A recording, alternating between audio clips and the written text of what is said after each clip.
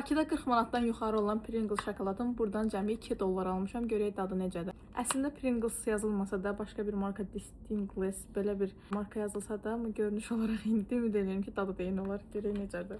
Biz bunu Şarm El-Şeyxdə Fix Marketdən 2 dollar aldıq. Görünüşü belədir.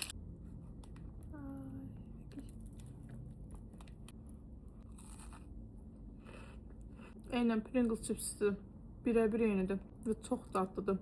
İçərisi bol cipsidir, üstü bol şokoladlıdır. Yəni eyni Pringles'ın dadını verir. Əlavə şokolad dadı var deyə ikisi möhtəşəmdir. Mən düz evdə eləyəndə əslində özümdə bəyənməmişdim, çünki dondurulmuş halda idi. Ona görə çox bərk idi, amma bunu çox bəyəndim və qiymət də yaxşıdır. Bundan əlavə Pringles qabında belə Lay'sin cipsini almışam. Görək bu necədir. Bunun da qiyməti elə 2 dollar idi, eyni qiymət idi.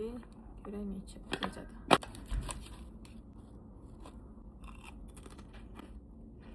Əladır, bu yediyimiz Lay'slərdən deyil. Yediyimiz o paketlərdə olan Lay'slərdən eyni dadda deyil. Eyni birə-bir Pringles'ın dadını verir. Sadəcə biraz daha belə fərqlisi. Lay'sin də çox qəşəngdir.